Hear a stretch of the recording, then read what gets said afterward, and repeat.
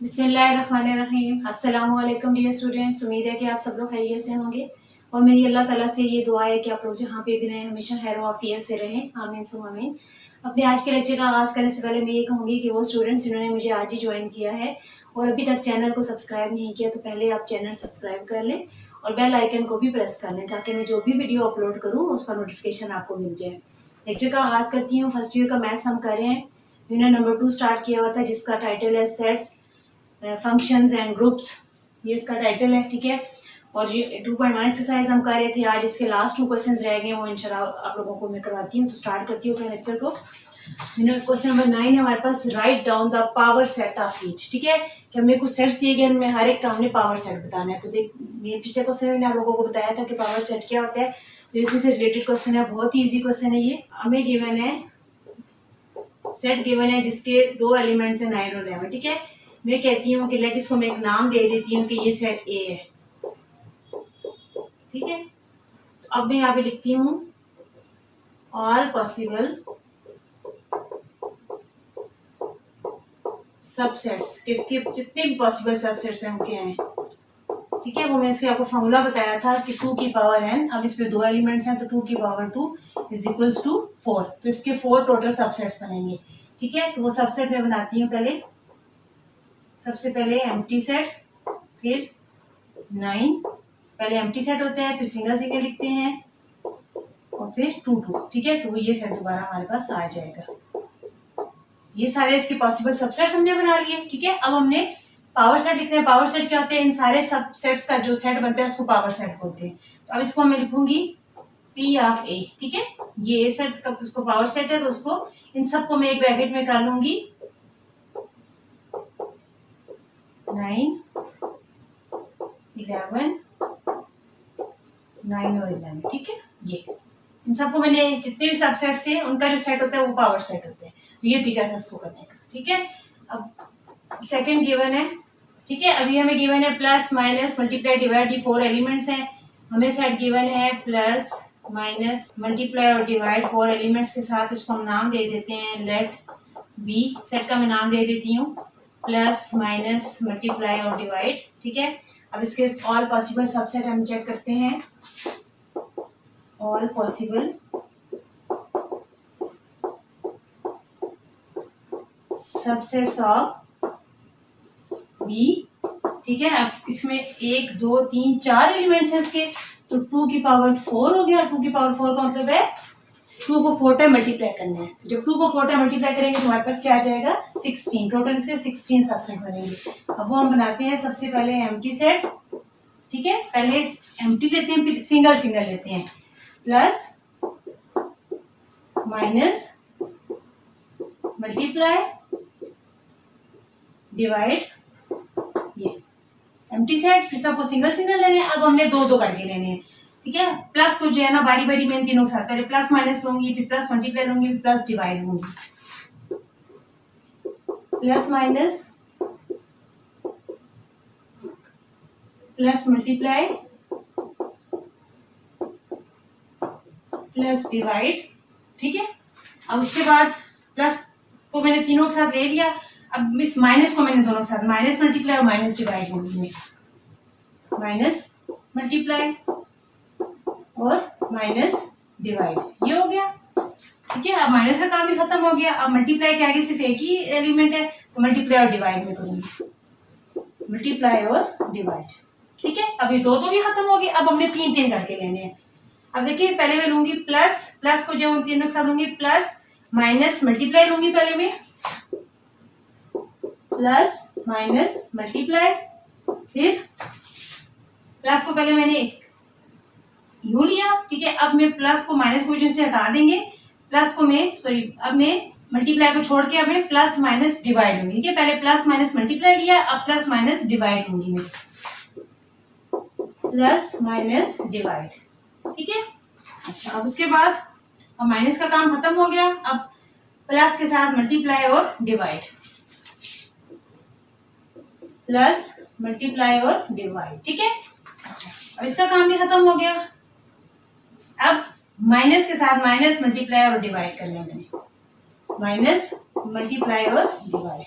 अब देखिए कितने हो गए, 1 2 3 4 5 6 7 8 9 10 11 12 13 14 15, ठीक है, क्योंकि यहाँ पे माइनस मल्टीप्लाई डिवाइड 3 वाले भी यहाँ पे खत्म हो रहे हैं।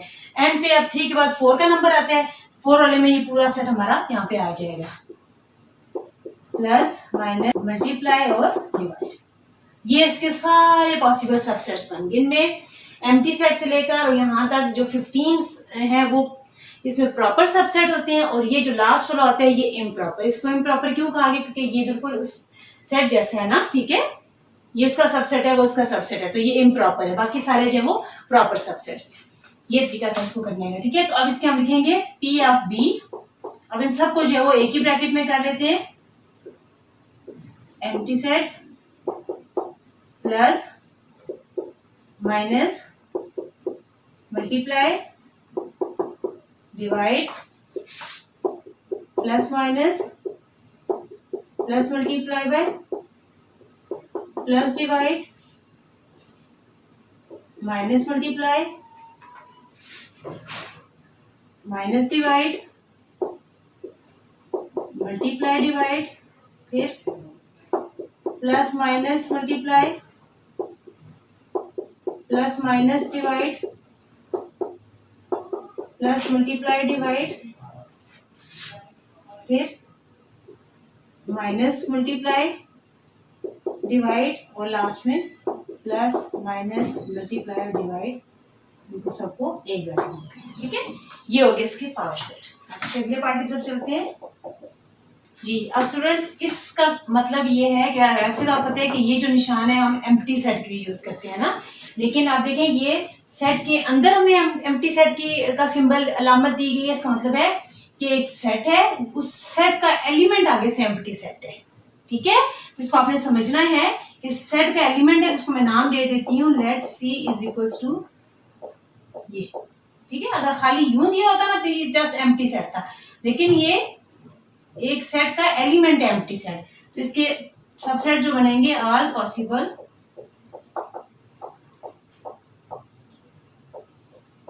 Subsets of C is equals to, आपको एक एलिमेंट है इसके अंदर 2 की पावर 1, तो 2 की पावर 1 का मतलब है 2। अब इसके 2 सबसेट्स बनेंगे, वो देखिए कैसे बनेंगे। पहले हम कह देते हैं एम्प्टी सेट है, ठीक है, फिर सेट के अंदर एम्प्टी सेट है, ठीक है, ये इसके 2 पॉसिबल सबसेट्स बनेंगे। तो अब इसका जब हम P करेंगे तो P ऑफ C हमारे पास आ जाएगा एम्प्टी सेट और ये इसका तरीका है जी। स्टूडेंट्स अभी लास्ट पार्ट है, अब हमें देखें जो सेट दिया गया उसके कितने एलिमेंट्स है। अब आप देखें, अब ये नहीं कहना कि 3 एलिमेंट्स है, नो, ये एक एलिमेंट है। अब ये जो ब्रैकेट के अंदर है इसको हम एक ही एलिमेंट से समर करेंगे, ठीक है। तो ये इसके 2 एलिमेंट्स हैं, तो इसको मैं नाम दे देती हूँ डी का। डी सेट है मेरे पास ए और एक एलिमेंट है उसका बी और सी, ठीक है। तो इसके आर पॉसिबल सबसेट्स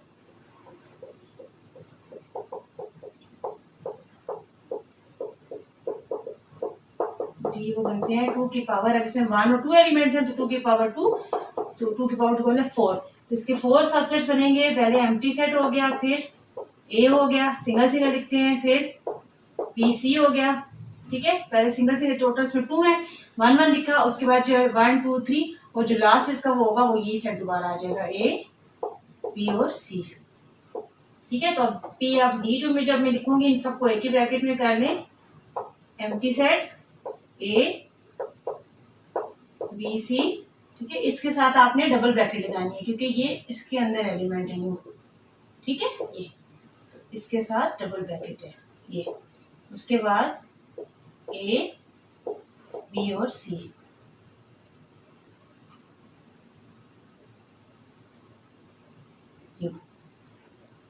ये तरीका था इन क्वेश्चंस को करने का। अब ये हमारा क्वेश्चन नंबर 9 कंप्लीट हो गया। अब लास्ट क्वेश्चन है क्वेश्चन नंबर 10, वो मैं आपको करवा देती हूँ जी। स्टूडेंट्स अभी लास्ट 10 क्वेश्चन है, इसमें हमने बताना है कि हमें 2 सेट्स दिए गए हैं, पेयर दिया गया है। हमने बताया कि हमें से कौन से इक्वल सेट्स हैं और कौन से इक्विवेलेंट सेट है, ठीक है। तो आपको मैंने पहले भी बताया था कि इक्वल सेट के लिए हम देखते हैं कि 2 सेट्स हैं, उनके एलिमेंट्स सेम हो, उनके मतलब नंबर भी सेम हो, वो जो उनके एलिमेंट्स हैं वो भी बिल्कुल सेम हो, ठीक है, उनको हम कहते हैं इक्वल सेट। अब जैसे आपके पास सपोज ये एक ए सेट है 1 2 3, ठीक है, दूसरा सेट है बी, वो भी है 1 2 3। अब देखिए दोनों के एलिमेंट्स सेम भी हैं और नंबर भी उनकी सेम है, 1 2 3 है तो ये भी 3 है। मैं कहूंगी कि ए इक्वल के लिए ये साइन यूज करते हैं कि A is equal to B, A B के इक्वल सेट है। इक्विवेलेंट के लिए हम चेक करते हैं कि वो बेशक उनके एलिमेंट सेम ना हो लेकिन उनका नंबर सेम होना चाहिए, उनमें 1 to 1 कोरेस्पॉन्डेंस होनी चाहिए। 1 to 1 का मतलब है कि इनका पेयरिंग करें आपस में, जैसे आपके पास ये सेट है, अब ए बी सी और 1 2 3 है, ठीक है, इनमें 1 to 1 कोरेस्पॉन्डेंस होगी अगर, तो ये इक्विवेलेंट सेट होगी। 1 to 1 कोरेस्पॉन्डेंस का मतलब है कि अब देखिए इनकी जब पेयरिंग करते हैं, या ये ए सेट है ये बी सेट है, अब देखिए 1 2 3 इसके ये एलिमेंट्स है, उसके भी 1 2 3 एलिमेंट्स। अब देखिए 1 का 1 के साथ पेयर बन रहा है, इसका इसके साथ पेयर बन रहा है, 3 का 3 के साथ, कोई भी रिपीट नहीं हो रहा, कोई एलिमेंट रह भी नहीं गया, ठीक है, हर एक के साथ एक का पेयर बनते जा रहा है, इसको बोलते हैं 1 to 1 कोरेस्पॉन्डेंस। ऐसे जो सेट्स होते हैं वो इक्विवेलेंट सेट होते हैं। तो अब इसमें देखिए हमारे पास ये लेट हम कहते हैं, ये ए है आपके पास, ए बी और सी, ठीक है, और ये बी है आपके पास 1 2 और 3, ठीक है, दो सेट्स हैं। तो अब अगर इनमें हम, क्योंकि ये इक्वल सेट्स हो नहीं सकते, ये अल्फाबेट्स हैं, ये काउंटिंग है हमारी, ठीक है, इक्वल तो नहीं हो सकते। अब देखने के लिए कि ये इक्विवेलेंट है, इनमें 1 to 1 कोरेस्पॉन्डेंस होनी चाहिए, ठीक है।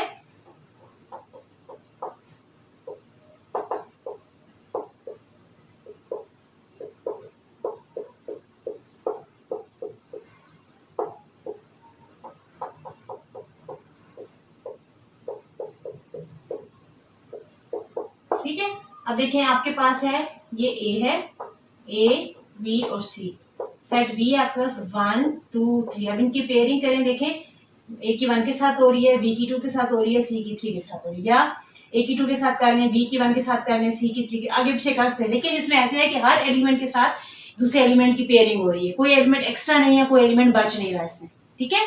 तो इनमें 1 to 1 कोरेस्पॉन्डेंस है, ये क्या है, इक्विवेलेंट सेट्स है, इक्विवेलेंट सेट्स है, ठीक है। और इक्विवेलेंट सेट्स के लिए जो है ये सिंबल यूज किया जाता है, इक्वल के लिए जो है ये सिंबल यूज करते हैं। इसका समय जस्ट आपने ये बताना है कि इक्विवेलेंट है या इक्वल सेट्स है। आगे चलते हैं। अब देखिए इसमें आपको सेकंड दिया गया है, the set of first 10 whole numbers. अब आपको कहा गया है the set of first 10 whole numbers, ठीक है। वो क्या होते हैं, होल नंबर कहाँ से शुरू होते हैं, 0 से, 0 1 2 3 4 5 6 7 8 और 9 तक करेंगे, 1 2 3 4 5 6 7 8 9 10, ठीक है, ये हो गया। दूसरा सेट आपको दिया गया है 0 1 2 3 4 5 6 7 8 और 9, देखिए एग्जैक्टली तो वही सेट है, सेम है दोनों सेट। से फर्क क्या था कि ये एक ही सेट था, ये डिस्क्रिप्टिव फॉर्म में दिया गया था आपको, ये टेबुलर फॉर्म में दिया गया था, ठीक है, तो ये सेम था। अब इसमें ये सेट ए है आपके पास और ये सेट आपके पास बी है, ठीक है। अब दोनों के एलिमेंट्स बिल्कुल एक जैसे हैं, सेम है, तो ये इक्वल सेट्स भी हैं, और जो सेट इक्वल होते हैं वो इक्विवेलेंट भी होते हैं, क्योंकि इनमें आप पेयरिंग कर देखें, ये देखें इसकी इसके साथ हो रही है, इसकी इसके साथ हो रही है, इसकी इसके साथ हो रही है, 1 to 1 कोरेस्पॉन्डेंस इनमें मौजूद है, ठीक है। तो ये इक्वल सेट्स भी हैं और इक्विवेलेंट भी है, ठीक है। जो इक्वल होते हैं वो इक्विवेलेंट भी होते हैं, लेकिन जो इक्विवेलेंट होते हैं वो इक्वल नहीं होते, जरूरी नहीं है ये। नेक्स्ट देखें, set of angles of quadrilateral, ठीक है, क्वाड्रिलेटरल ये 4 साइड्स वाली शेप है आपके पास, कहते हैं कि उसके एंगल्स का सेट और इसकी साइड्स का सेट।